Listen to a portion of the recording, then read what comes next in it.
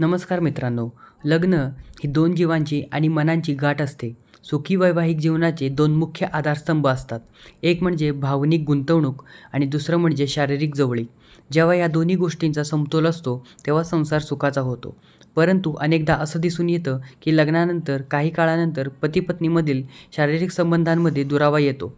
जर तुम्हाला असं वाटत असेल की तुमचा नवरा तुमच्याकडे दुर्लक्ष करत आहे किंवा तुम्हाला अपेक्षित शारीरिक सुख मिळत नाही आहे, तर तुम्ही एकट्या नाही आहात. अनेक स्त्रिया या समस्येचा सामना करत आहेत, पण समाज आणि संकोचामुळे यावर कोणी उघडपणे बोलत नाही. आजच्या या व्हिडिओमध्ये आपण अत्यंत गांभीर्याने आणि संवेदनशीलतेने या विषयावर चर्चा करणार आहोत की पुरुषांमध्ये या निरुत्साहीची काय कारणे असू शकतात आणि एक पत्नी म्हणून तुम्ही हा दुरावा कसा कमी करू शकता. व्हिडिओ शेवटपर्यंत पहा, कारण संवाद हाच प्रत्येक समस्येवरचा उपाय असतो. जोडीदाराच्या निरुत्साही मागे अनेकदा शारीरिकच नाही तर मानसिक कारणेही असतात. कामाचा व्याप, आर्थिक चिंता, करिअरमधील स्पर्धा यांमुळे पुरुषांमध्ये मानसिक थकवा येतो. जेव्हा मेंदू तणावात असतो तेव्हा शरीरात कोर्टिसॉल वाढते, जे लैंगिक इच्छा कमी करण्यास कारणीभूत ठरते. दिवसाचे 10-12 तास काम केल्यानंतर घरी आल्यावर शरीरात ऊर्जा राहत नाही.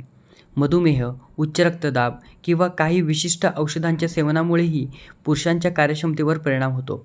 जर दिवसा घरात वाद झाले असतील किंवा एकमेकांबद्दल आदर कमी झाला असेल तर त्याचा थेट परिणाम रात्रीच्या जवळिकीवर होतो.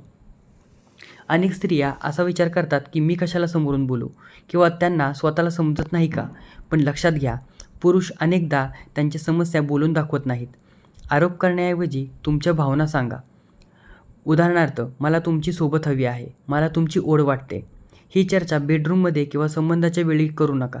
जेव्हा तुम्ही बाहेर फिरायला जाल किंवा शांत असाल तेव्हा मनातील खंत बोलून दाखवा. अनेकदा केवळ मनमोकळ्या संवादामुळे 50% समस्या सुटतात.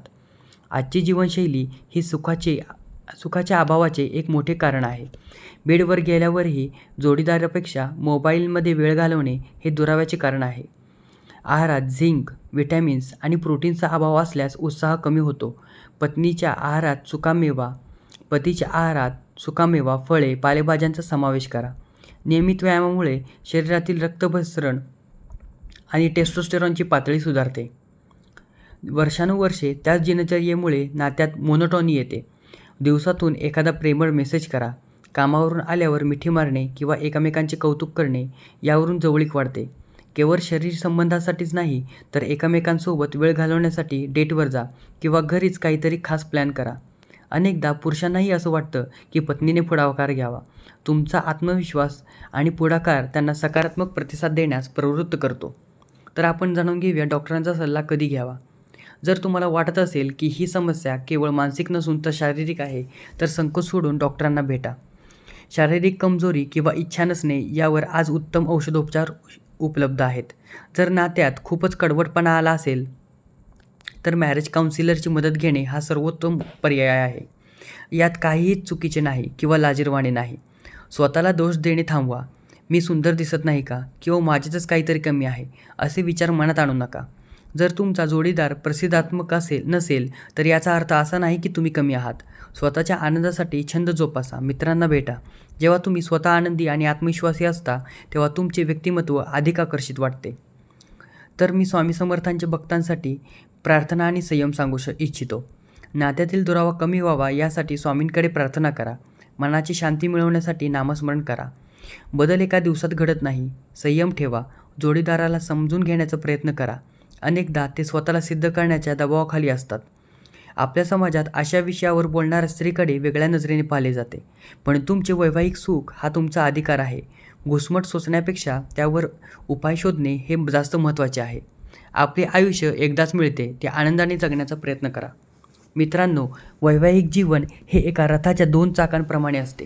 दोन्ही चाके व्यवस्थित असतील तरच प्रवास सुरळीत होतो. जर तुमच्या नात्यात शारीरिक सुखाचा अभाव असेल तर त्यावर शांतपणे विचार करा.